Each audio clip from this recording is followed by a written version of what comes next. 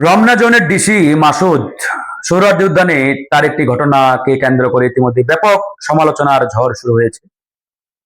বিশেষ করে আমি এই বিষয়টাকে দুটো দিক দিয়ে আসলে দেখি বা বিচার করি। নাম্বার ওয়ান, বিশেষ করে বিগত সময়ে বাংলাদেশে যেভাবে মাদকে সয়লাব, যদি ঢাকা শহরের কথাই বলি, ঢাকা শহরের প্রাণ কেন্দ্র বলা হয় সোহরাওয়ার্দী উদ্যানকে। এই সোহরাওয়ার্দী উদ্যানে মাদকের এতটাই ভয়াবহ ছবল যে একজন ভালো ভদ্র মানুষ পথচারী সোহরাওয়ার্দী উদ্যানের ভিতর দিয়ে হাঁটবে এই সুযোগটাও নেই।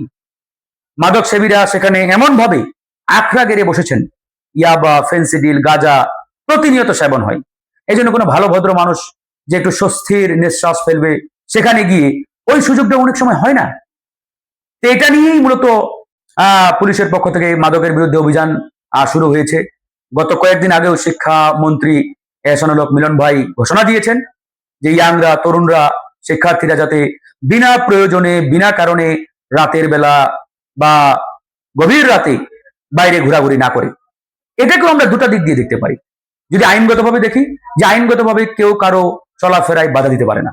আইনগতভাবে যে কোনো নাগরিক দেশের যে কোনো সময় যে কোনো প্রান্তে চলাচল করতে পারবে, হাঁটতে পারবে, যাইতে পারবে।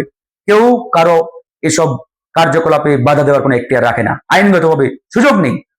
দ্বিতীয়ত, যদি আমরা মোরাল গ্রাউন্ডের দিক দিয়ে দেখি, সামাজিক এবং আমাদের যে পারিপার্শ্বিক বাস্তবতা, এই বাস্তবতায় একজন শিক্ষার্থী কেন রাত 2টা 3টার দিকে বাইরে ঘোরাঘুরি করবে?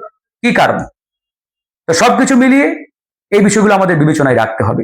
মাসুদ সাহেব যেহেতু রমনা জোনের ডিসির দায়িত্বে রয়েছেন, তিনি যে মাদকের বিরুদ্ধে অভিযানটি চালিয়েছেন, এটাকে আমরা অ্যাপ্রিসিয়েট করি, সাধুবাদ জানাই। এই অভিযানগুলো আরো চালানো হবে দরকার এবং চালাতেই হবে। তবে ওখানে যেভাবে লাঠি পেটাটা করা হয়েছে, প্রহার করা হয়েছে, এটা আসলে উচিত হয় নাই। এটার আসলে আমিও ঘোর বিরোধী। তো আমি চাই ভবিষ্যতে জনাব মাসুদ সাহেব এই বিষয়গুলো যাতে খেয়াল রাখেন এবং তার এই কর্মকাণ্ড কার্যক্রম অবশ্যই চলমান থাকুক, এটা আমাদের প্রত্যাশা। তার অনেক অবদান আছে। হ্যাঁ, জুলাই বিপ্লবে তার অবদান আছে। বিশেষ করে বিগত সময়ে সে অনেক বঞ্চিত হয়েছে।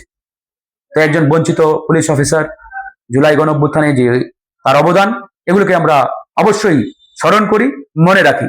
একই সাথে এই মাদকের বিরুদ্ধে শুধু সোহরাওয়ার্দী উদ্যান না, ঢাকা শহরের প্রত্যেকটি পয়েন্টে পয়েন্টে এই অভিযান চলমান রাখতে হবে।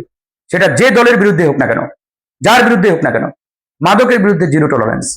এই অভিযানগুলো মাসুদ সাহেব তথা আইন শৃঙ্খলা বাহিনী চলমান রাখবে, এটা আমরা প্রত্যাশা করি। এবং সেটা আইনের মধ্যে থেকে, আইনের যাতে কোনোভাবে ব্যত্যয় না ঘটে, এটাও আবার খেয়াল রাখতে হবে।